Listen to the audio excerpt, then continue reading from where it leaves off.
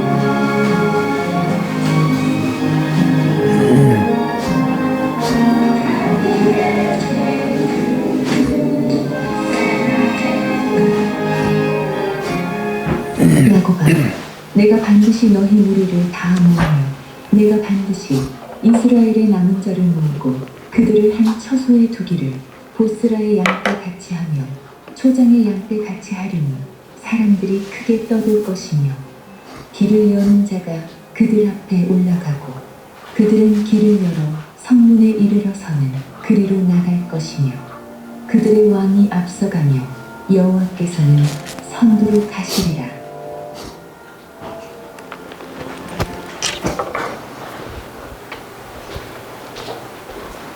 스크린 여기다 올리.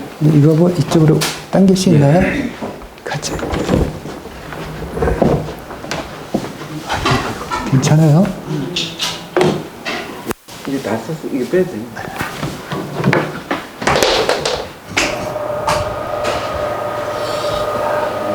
저 가운데로 오게.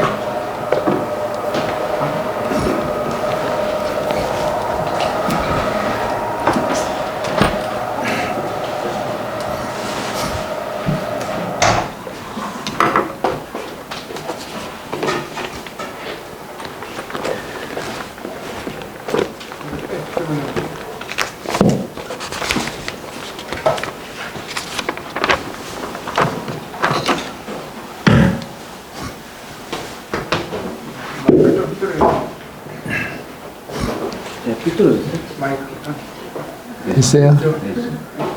이거 쓰기 때문에. 안녕하세요. 예. 정말,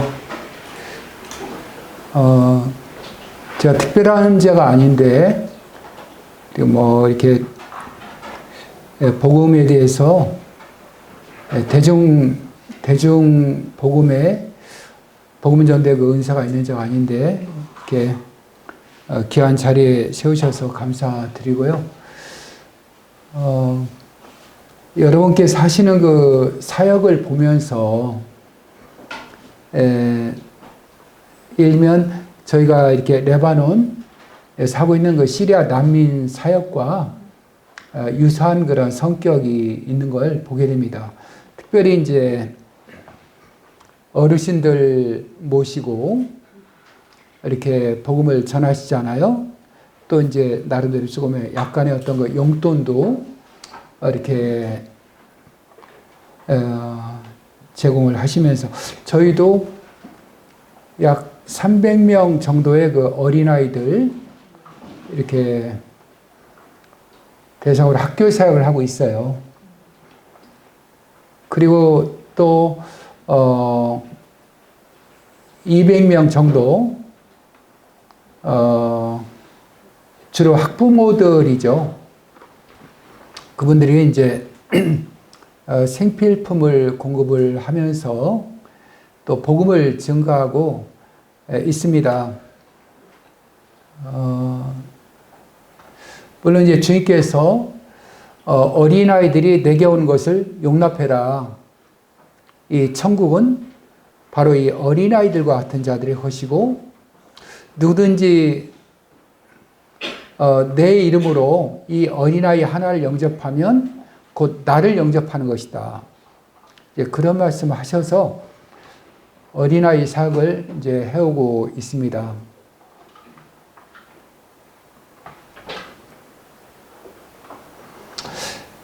그리고 이제 어떤 그 레바논 선교사가 그런 얘기를 해요. 아주 베테랑인데, 이 무슬림들 사역은 이 나이가 어릴수록 더 효과적이라는 그런 이야기를 했어요. 왜냐하면 무슬림들은 그들의 어려서부터 이제 풍습과 어떤 전통과 어떤 그 이슬람의 교리 가운데 너무 깊숙이 이렇게 찌들어 있기 때문에 나이가 들면 개종하는 것에 대해서 너무너무 이렇게 두려워하고 주위 사람들의 그 눈치를 많이 이렇게 보는 걸 알게 됩니다. 그리고 너무나 또 만판에 하나님을 대적해 높아진 그 많은 이슬람의 교리와 이론 가운데 굳어져 있기 때문에 쉽게 이렇게 우리 주님의 그 단순한 은혜의 복음 앞에 이렇게 반응하기가 쉽지 않은 걸 알게 돼요. 그래서 저희는 그 어린이 사역을 이렇게 해오고 있습니다. 물론 그 처음부터 이 어린이 사역에 초점을 맞춘 것은 아니었어요. 주님께서 이제 저희가 요르단에서 언어를 아랍어를 공부할 때에 아가서 7장 4절 말씀을 보여주셨어요. 거기 보면 이제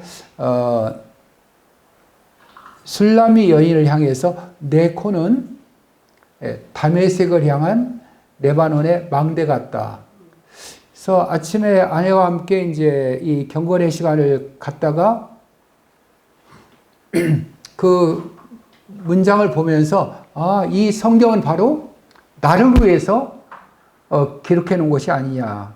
그런 그 착각이 그때 들었습니다. 왜냐하면은 한번 이제 레바논을 방문한 적이 있었거든요. 비자 문제로. 근데 레바논 골짜기에 군데 이제 이렇게 산재해 있는 시리아 난민 캠프를 볼 수가 있었어요. 그들은 이제 주로 텐트 안에 녹록지 않은 환경 가운데 정말 이렇게 짐승처럼 살고 있는. 그럼에도 불구하고 저희 어렸을 때 이제 60년대, 70년대 그때보다 더 이렇게 열악한 환경인데 그들의 어떤 그 마음은 물론 다 죄인이지만 그래도 여전히 그 인간 본성의 그 순수함, 이 정감을 간직하고 또 있어요. 우리가 이제 무슬림 하면 다들 근본주의 이슬람 극단주의를 떠올리잖아요. 그런데 물론 이제 저희 센터에 나오는 그런 친구들 가운데는 이제 그런 단체에 소속되어 있는 친구들도 있었어요.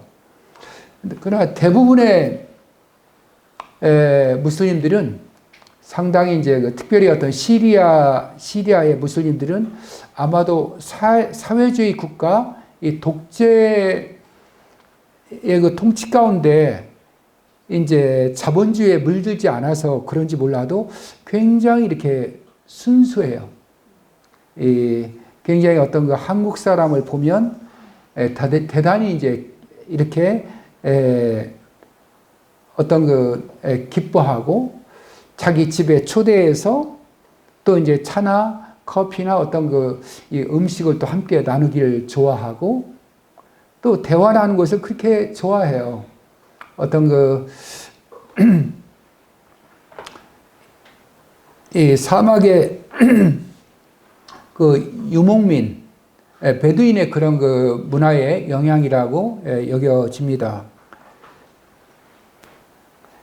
그래서 이 레바논에서 이렇게 요르단으로 돌아온 이후에도 그 시리아 난민들에 대한 그 잔상이 이렇게 지워지지가 않는 거예요. 그 척박한 환경 가운데 하루하루 진리를 알지 못하기 때문에 이슬람의 교리에 매여서 이 세상의 삶도 고단하고 수고와 슬픔뿐이지만 죽어서도 영원한 형벌로 갈 수밖에 없는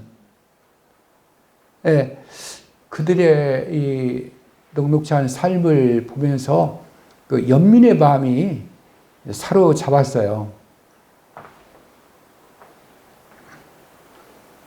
사실 그 시리아 난민들은 10여 년 전에 이제 IS의 바로 또는 그 시리아 내전이 계속 있었잖아요. 그래서 참 급작스러운 그런 그 환난으로 인하여서 이제 모든 삶의 터전을 다 이렇게 남겨두고 이제 떠나온 레바논 한 150만 명 정도, 200만 명 비공식 가까이 이제 있습니다.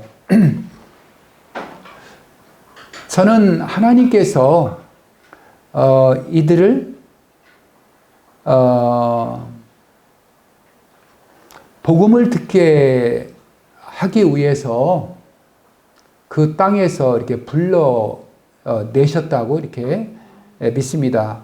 여러 어찌 보면 영적인 이 지각의 변동이죠.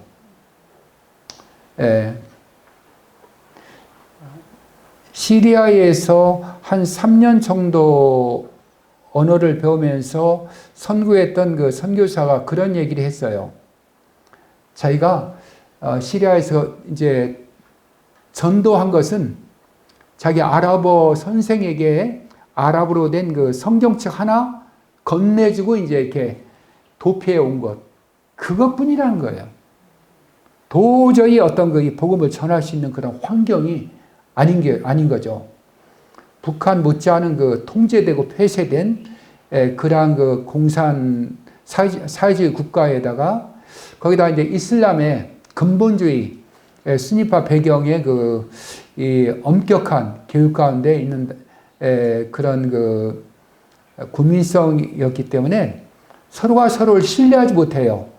담당자가 있어서 서로가 서로를 이제 이렇게 감시하고 또 감옥에 가게 되면 이제 종적을 생사를 확인할 수 없는, 그래서 굉장히 어떤 그 이렇게 불안해하고 두려워하는, 쉽게 이제 어떤 그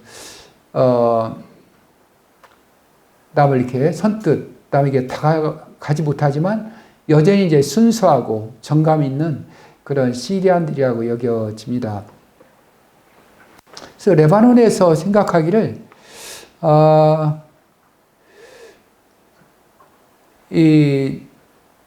요르단에 생각하기를 정말 레바논에 시리아 난민들로 구성되어진 우리 주님의 그 그리스도의 몸된 교회가 세워진다면 얼마나 좋을까. 그들은 자주 이제 시리아를 왕래할 수 있거든요. 그래서 그들이 구원받으면 또 시리아에 있는 그 자기 가족과 친척들에게 이제 어떤 복음을 전할 수 있고, 그러면 이제 다마스커스라든가 홈스라든가 라카라든가 이런 지역에도 이제 복음이 전해질 수 있겠다. 그래서 지금까지 사역을 해왔습니다. 처음에는 이제 교회를 세우는 일에 초점을 맞췄어요.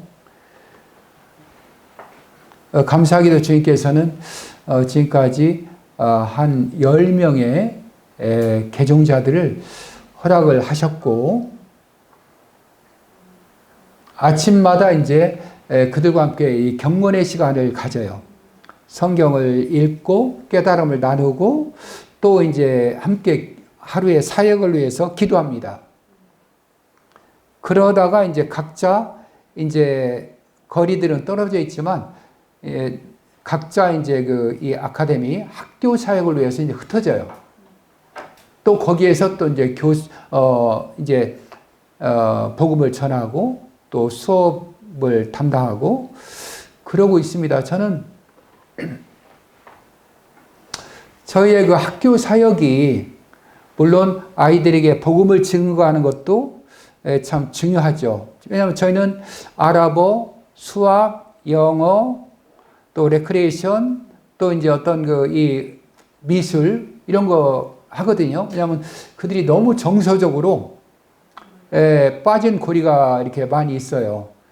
어린아이들인데 이제 전쟁의 어떤 그 참혹한 그 현장을 많이 겪었고, 또 레바논에 피난 와서도 그들이 이제 나이는 어리지만 일터로 가서 이제 거기에서 이제 노동력 착취를 당하고요. 비인간적인 그런 대우를 받게 되고,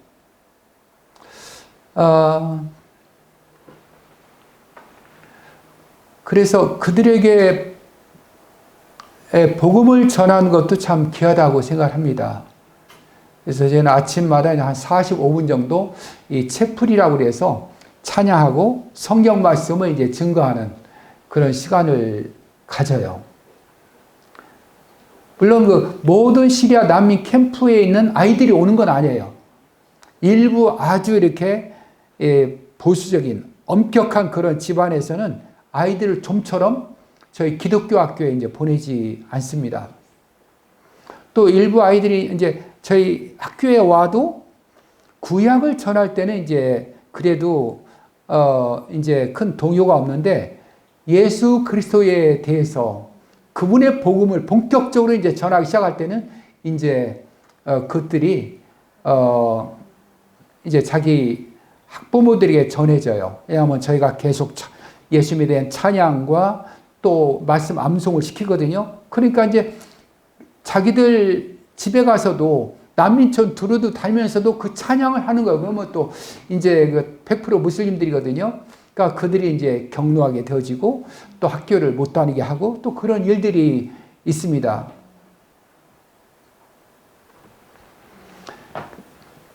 예. 그래서 저희들은 이제 이 학교 어린이 사역을 그들이 학부모에게 복음을 전하기 위한 그런 그 하나의 교두보처럼 또 이용하고 있어요. 이제 시리아 난민 캠프에 일반 외부 사람들 들어가서는 안 돼요. 근데 저희는 그 안에서 이제 학교를 하고 있기 때문에 또 이제 가정 방문 명목으로 이제 이 가정 저 가정 방문을 하죠. 저희 옛날에 어렸을 때에 이제 국민학교 선생님이 우리 집에 이제 이렇게 찾아오고 했잖아요. 그것처럼 저희도 이제 가정 방문을 하고 거기서 또 이제 개인 교제도 하고 복음을 전합니다. 그들에게 있어서 저희는 굉장히 그 특별한 존재예요. 난민촌으로 가게 되면 막 이렇게 불과 몇 분 안에 수많은 아이들에게 에워싸이고요. 서로 간에 이제 이렇게 자기 손을 만져달라고 손을 내밀고요. 이 한국에서 볼 수 없는 그런 풍경이에요. 저는 참 나이가 70임에도 제 아들이 지금 41살이고 딸이 35인데 아직도 결혼을 안 했어요. 그래서 이제 남들이 이제 제 또래 친구들이 이제 카톡에다가 이제 어떤 프로필 사진에 손주 사진을 올려놓거나 또 이렇게 만나면 이제 제가 원하지도 않았는데 자꾸 보여줘요. 그럼 마음이 참 슬프거든요. 물론 제가 축하는 해줘요. 진심으로 마음을 담아서. 그러나 저는 이제 그런 그 혜택을 누리지 못하기 때문에.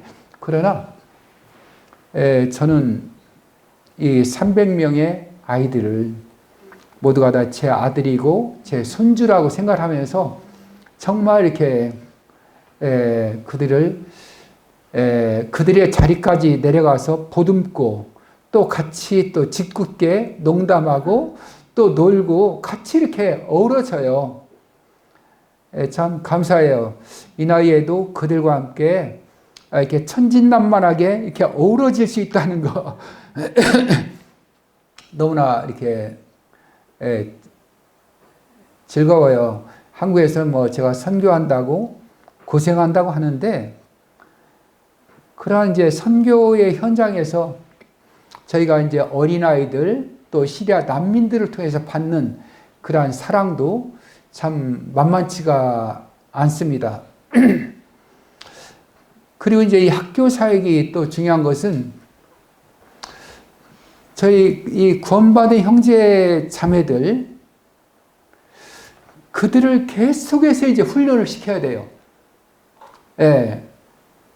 경건의 시간을 갖고 말씀 안에서 또 복음을 전할 때 어떻게 전해야 되고 그러다 보니까 그들 중에 몇 명은 굉장히 지금 그 베테랑들이에요. 아주 담대하게 성령의 나타남과 능력으로 정말 복음을 이제 저희 한국에 있는 성도님도 못지않게 전하는 참 감사하게 생각을 합니다.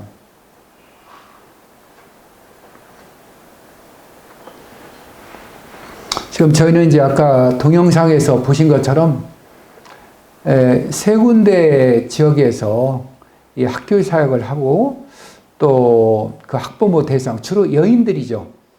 대상으로 이제 이렇게 사역을 해오고 있어요.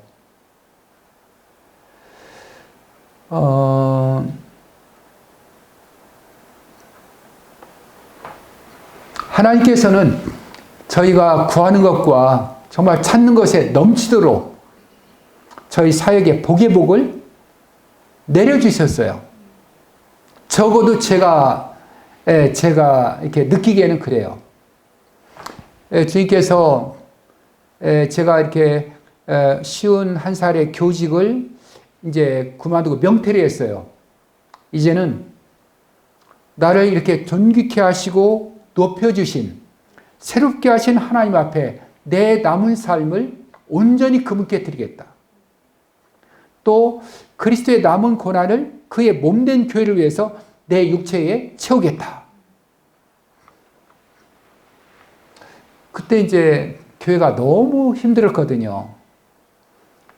힘들어서 교회에 대해서 이제 염려하고 근심했는데, 그때 주셨던 말씀이 아까 이제 동영상 마지막 부분에 나왔던 미가서 2장 12, 13절 말씀이에요. 야곱아, 내가 너희 무리를 다 모으며 이스라엘의 남은 무리를 모으기를 초장의 양떼처럼 보스라 양떼처럼 할 것이니 그들의 무리가 인원수가 많으므로 소리가 크게 들 것이다. 길을 여는 자가 앞서서 행하고 너희 왕이 선두로 행할 것이다.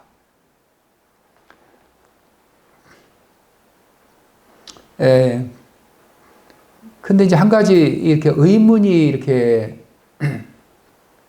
있었어요.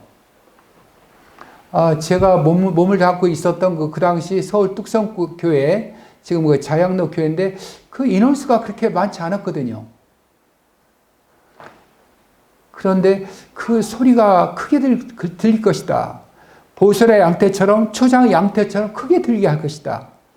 그런데 이제 금년에 제가 생각을 해볼 때 저희 센터가 세 군데인데 세 군데에서 이제 수시로 양떼들 접해요. 뭐 양의 그 어떤 오물, 어떤 그 양의 우리가 안에서 풍겨난 그런 냄새들 아주 이렇게 진동하죠. 참 감사하게도 저는 그 점심 도시락을 싸가지고 가는데 처음에는 그 난민촌 학교를 방문할 때요. 도저히 거기에서 제가 비위가 굉장히 약하거든요. 옛날 술 때문에 몸을 버려서. 그런데 이제 지금은 이렇게 자연스럽게 거기에서 이제 이 여러 오물 냄새, 그 먼지가 진동하는 그곳에서 이제 이렇게 도시락을 이렇게 먹고 있습니다. 어쨌든 양떼들의 풍경을 보는 것은 일상이에요. 그래서 그렇게 생각을 하죠. 주님께서 미가서 2장 말씀을 주셨는데 우리 자양로교회의 사역은 여기서도 계속되고 있구나. 여기 수많은 시리아 난민들, 그 어린이들, 이 사역은 저희 자양로교회 사역일 뿐만 아니라 우리 한국 모임의 이 사역이라고, 정말 여러분의 동역과 기도가 아니면 도저히 감당할 수가 없어요. 어떨 때 그런 생각을 하게 됩니다. 야, 우리는 너무 이렇게 연약하고 정말 내가 봐도 아닌데, 근데 어떻게 이런 놀라운 이 하나님의 은혜 가운데 우리의 사역이 확장될 수 있었을까? 볼 때 정말 한국에서 많은 성도님들이 지역교회에서 기도를 해 주신다는 그런 생각을 하게 됩니다. 그래서 모든 선교지처럼 저희 레바논 골짜기 시리아 난민 사역도 성도님들과 함께 걸어온 그러한 길이었습니다. 그래서 이제 저희 레바논 사역은 많은 그 불확실성 가운데 노출되어 있어요. 마치 차를 몰고 처음 가는 길을 이 안개 자욱한 그 길을 이제 더듬어 가는 것처럼 헤드라이트를 켜도 이제 이 앞길이 보이지 않고, 왜냐하면 이제 그 오랜 내전 가운데 있었기 때문에 개인 화기들을 많이들 가지고 있어요. 그리고 이제 이 치안이 너무나 불안정하고 납치와 인신매매가 이렇게 많이 일어나고 있고요. 그리고 이제 전쟁이 수시로 이제 이스라엘과 헤즈볼라 간의 그 전쟁이 이제 있기 때문에 저희도 이제 그 피해를 직간접적으로 보게 됩니다.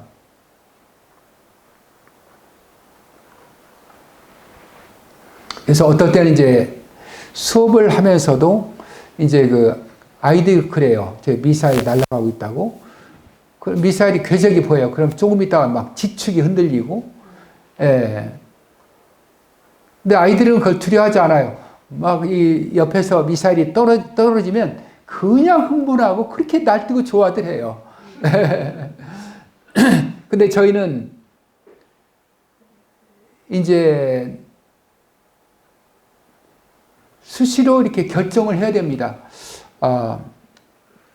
오늘은 어느 지역 이렇게 피난 가라고 했는데, 또 모든 학교 교육을 멈추라고 했는데 오늘 우리는 어떻게 해야 될까?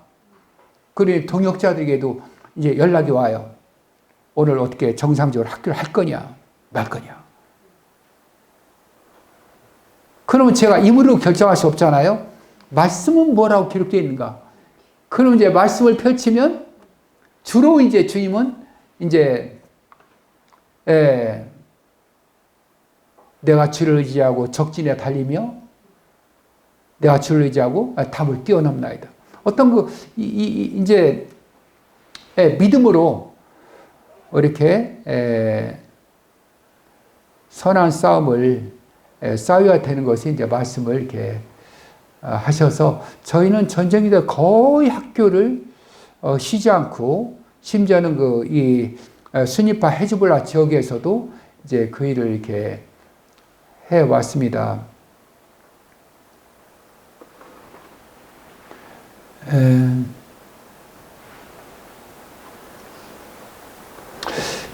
제가 이 시간에는 다른 주제를 가지고 교제하려고 했는데요. 어떻게 이제 처음에 이렇게 동영상을 보고 저희 시리아 난민 사역을 이렇게 소개해 드리다 보니까 이제 이렇게 주제가 이렇게 다른 데로 옮겨졌는데요. 정말 하나님은 많은 이렇게 레바논 선교사들이 이제 레바논의 그 유동적인 상황 때문에 또 무슬림들의 강력한 그 저항과 그런 위협에 맞닥뜨리다 보니까 이제 사역을 포기하고 주변의 다른 그 중동 나라들로 이제 이렇게 전전하는 것을 볼 수가 있어요. 그러나 저는 이제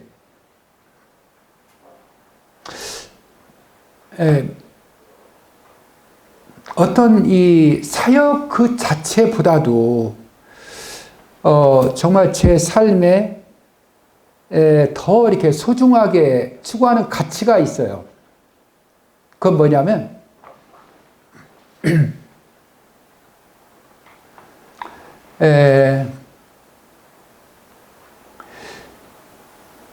어떻게 하면 주인과 함께 동행할 수 있을까?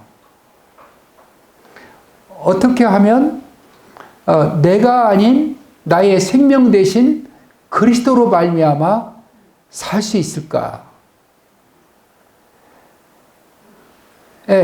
어떻게 하면 이 풍성한 생명의 삶을 살 수 있을까? 어떻게 하면 이 가나안에 승리하는 삶을 참 안식과 기쁨의 삶을 살 수 있을까? 어떻게 하면 어떤 환경과 어떤 절망스러운 그러한 불행한 소식에도 요동치 아니하고 여전히 믿음으로 반응하면서 항상 기뻐하며 범사에 감사하며 쉬지 말고 기도하면서 주님의 임재 가운데 거할 수 있을까? 이제 이런 어떤 그 삶을 추구해 왔습니다. 아마 여러 그 성도님들도 동일하시다라고 이렇게 생각을 해요. 그렇잖아요? 왜냐하면 이제 예레미야 31장인가요? 또 이제 사도행전, 히브리서 8장 보면 새 언약을 우리 마음에 이제 기록하셨다고 돼 있어요. 그날 이후로 내가 이스라엘 백성과 새 언약을 세우리니 내가 내 법을 그들의 생각에 두고 그들의 마음에 기록하겠다. 젊은 자나 큰 자로 주님을 알라 하지 아니할 것이다. 그냥 그들이 주님을 알게 될 것이기 때문이다. 정말 안다는 것이 이제 영생은 참 하나님과 그의 보내신 자 예수 그리스도를 아는 거다. 게노스코잖아요. 이건 뭐냐면은 이 결혼한 남녀가 이 사랑 안에서 전인격적으로 이 하나됨을 이루는 그런 갈망이 있잖아요. 그죠? 이것처럼 구원받은 성도들은 이 하나님의 사랑의 기초에서 우리 주인과의 사랑 안에서 온전한 하나됨을, 그래서 사도 바울이 고백한 것처럼 이제는 내가 사는 것이 아니라 내 안에 그리스도께서 사신다는 그런 삶에 대한 이 갈망, 그런 추구, 그것이 있다는 거죠. 그래서 이것이 충족되어지기 전까지는 정말 우리의 마음은 쉼을 못 누리고 참 만족을 찾지 못하고, 우리는 영생을 얻은 자이기 때문에 그리스도 예수 안에 있는 이 풍성한 생명의 삶, 예수 생명의 삶, 부활하신 예수 그리스도와 함께 동행하는 삶을 누리고 경험하기 전까지는 우리는 참 만족함이 없다는 거죠. 저도 이제 여러분 동일하게 그런 삶을 추구해 왔어요. 제가 이걸 추구하자 그게 아니래도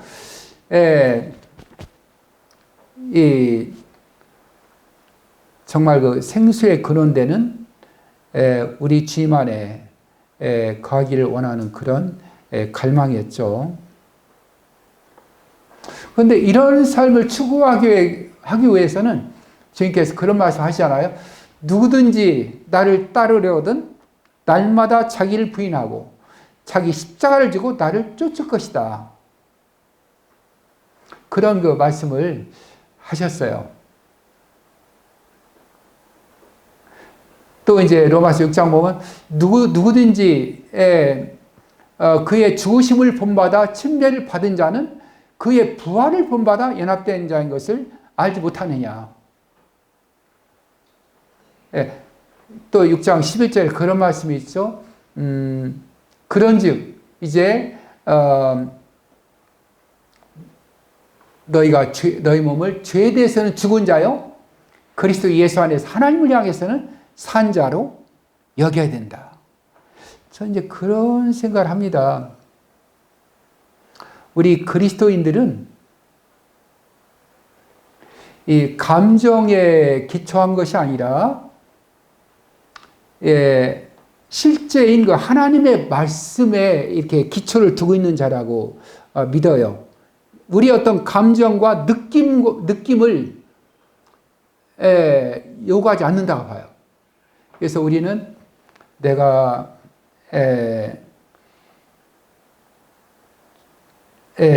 십자가에 못 박혔다고 느끼든 안 느끼든, 함께 장사 지내졌다고 느끼든 안 느끼든,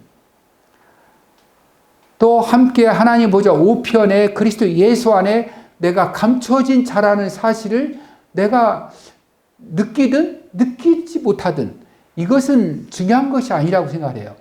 왜냐하면 성령을 통해서 이미 우리 것이 된 거죠.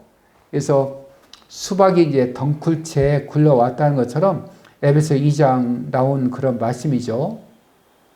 우리는 그리스도와 함께 죽었고 장사 지내졌고 하나님 보좌 우편에 앉힌 바 되었고 너희가 그 은혜를 인하여 믿음으로 말미암아 구원을 받았다. 이것이 너희 행위에서 된 것이 아니라 하나님의 선물이란 거죠.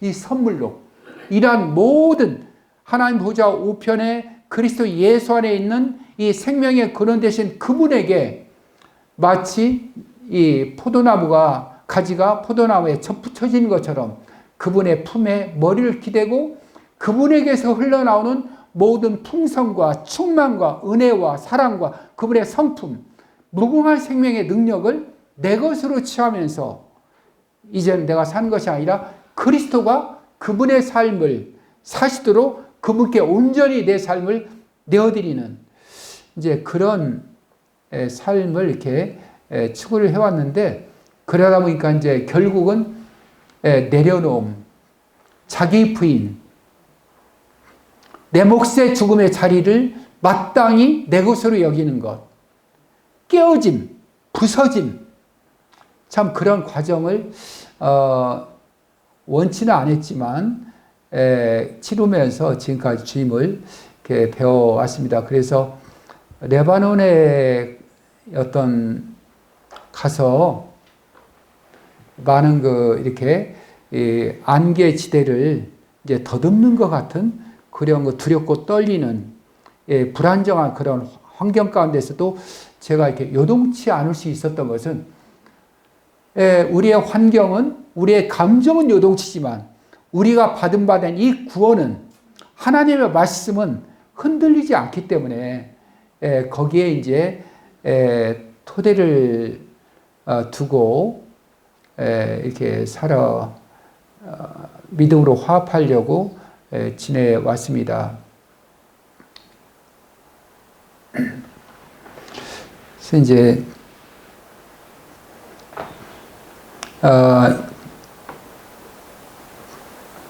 돌아보면 이제 저는 한국에서 그래 왔던 것처럼 거기서도 이제 우리 그 레바논 현지 목사님들 가운데서도 저희 사역을 이제 방해하는 그런 자들이 있어요. 그냥 거듭나지 않은 그런 분들이 한국처럼 있기 때문에 그래 저한테 이제 떠나가라고. 여기는 우리 영역이라고.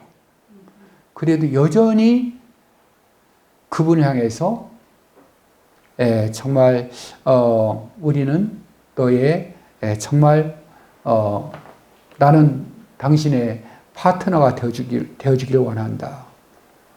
나는 여전히 너를 사랑한다. 그러면서 이제 그를 위해서 이렇게 기도하고 얼마나 그 친구 때문에 험한 세월을 그냥 살았는지 몰라요. 너무 힘들게 해서. 그런데 몇 년이 지난 날 우리 난민 캠프로 그분이 찾아왔어요.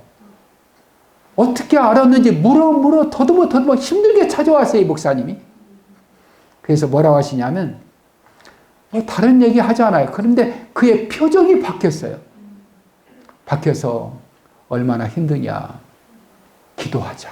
그래서 마음껏 우리 사역을 위해서 기도해 주는 거예요. 예. 저는 이런 것도 정말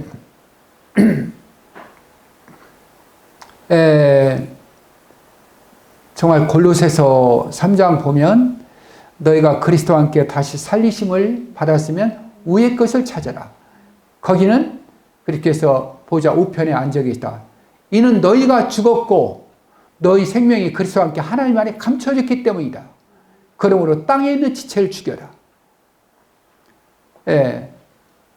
그런 말씀처럼 정말 이렇게 우리가 나를 자기 십자가를 지고 이렇게 주님께 온전히 이 모든 상황을 의탁드리면서 신뢰하는 그런 믿음을 구사할 때 부활하신 그리스도가 내 믿음을 보시고 그분이 친히 나타나셔서 모든 상황을 다스리시고 통치하시고 온전함을 이루어가시는 분이시라고 이렇게 믿습니다. 그래서 이제 옛날에 재작년인가요? 그때는 군용기를 보내준다고 했을 때에, 나름대로 너무 기뻤어요. 너무 설레고, 그래서 이제 여러 센터에 있는 사람들에게 이렇게 막 자랑도 했죠. 우리 한국은, 대한민국은 이런 나라다. 그런 얘기는 안 했지만, 이제 막 그런 식으로 그냥 막 자랑을 했어요. 이제 우리 데리고 온다고 하더라. 그리고 와서 집에, 그리고 이제 오는 길에 막 이거저거 선물을 막 샀어요. 막 한국에 갈 선물들. 근데 집에 와서 이렇게 보니까 이제 제가 기도를 하지 않았더라고요. 기도를 드렸을 때에, 그때 이제 히브리서 말씀이 생각이 났어요. 모세는 장성하여 바로의 공주의 아들이라 칭함받기를 거절하고, 참 자기 백성과 함께 고난받기를 애굽의 모든 보화보다 더 귀하겠다. 또 빌립보서 3장에 나와 있잖아요. 사도 바울의 정말 그의 갈망이 있었어요. 내가 그리스도와 그의 부활의 권능, 과 고난에 참여하기를 알기 위해서 어찌하든지 내가 죽은 자 가운데서 부활에 이르기를 원했다. 그도 자기 몫의 죽음, 그 십자가의 자리에 내려가서 그랬을 때, 온전히 주님을 신뢰하고 맡겨드렸을 때 주님이 어떻게 나타나셔서 어떻게 통치하시는지, 내 삶의 현장을 바꿔가시는지, 그분의 복음의 영광으로 채워가시는지를 이제 보기를 갈망했죠. 그 말씀이 이제 생각이 나면서 아내랑 이제 얘기를 했습니다. 여보, 나는 여기 개종자들 놔두고 갈 수 없다. 왜냐하면 이제 정말 그때 이제 여러 소문들이 있었어요. 저희는 이제 바로 산맥 밑에 이제 다마스커스 앞에가 바로 대로예요. 아주 국경이죠. 있기 때문에 그 산을 타고 이제 이슬람 극단주의자들이 헤즈볼라 연대하기 위해서 온다고. 기독교인들 무장하라고 해서도 이제 총과 실탄이 잔뜩 이제 준비해 놓고, 또 병도 많이 준비해 놨어요. 휘발유랑 화염병 만들려고. 제가 누구를 뭐 어떻게 한다는 것이 아니라 어떤 이 방어, 어떤 위협 정도 생각을 했었죠.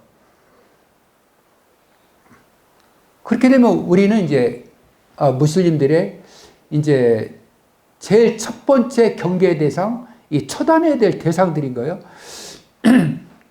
이제 그런데 그럴 때 저뿐만 아니라 개종자들도 위험해요.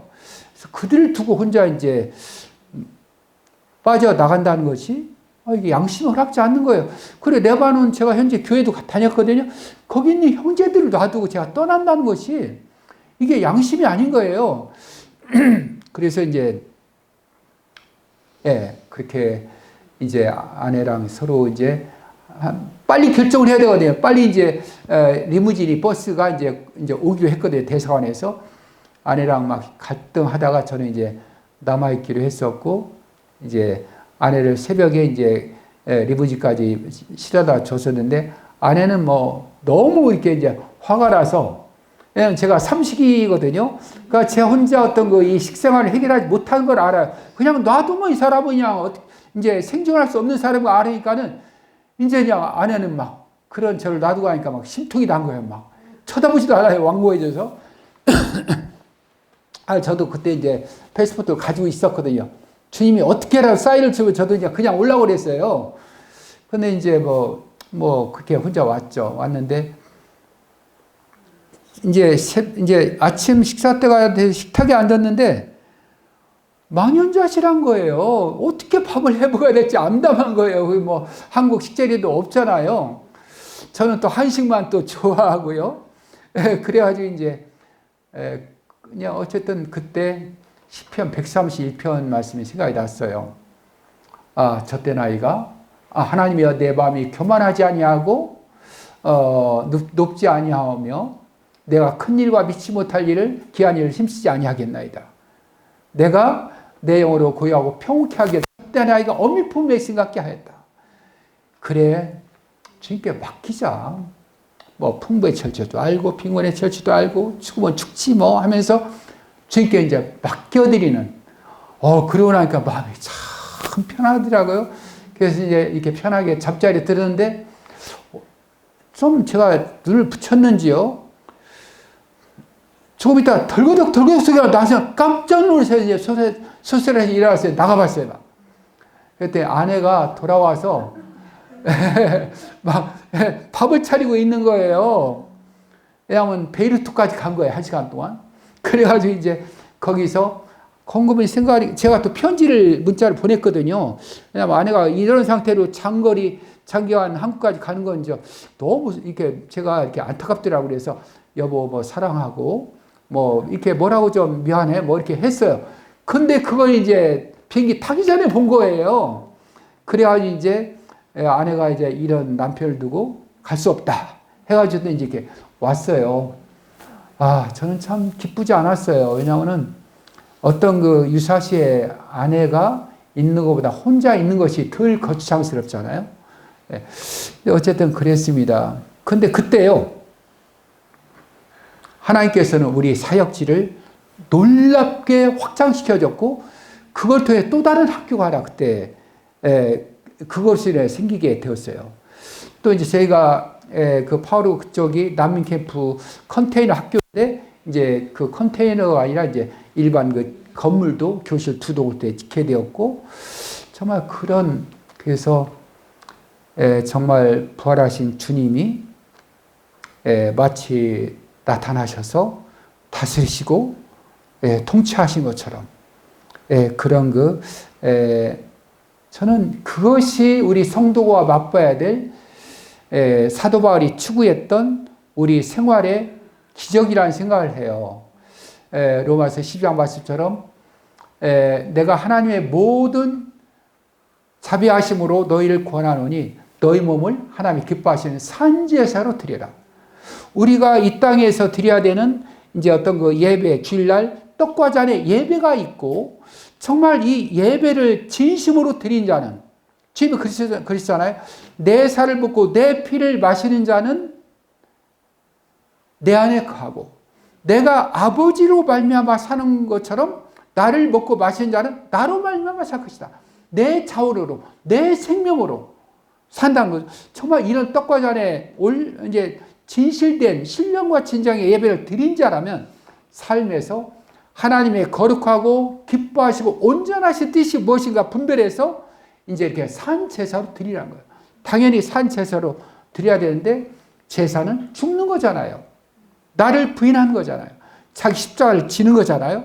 그럴 때에 예수 생명 안에서 왕노릇하는 그분과 함께 동행하고 그분이 내 현장 가운데서 그분의 삶을 살아내시는, 이것이 저는 우리가 일상 가운데 맛봐야 되는 기적이라고 여겨집니다. 이렇게 1교시 마치겠습니다.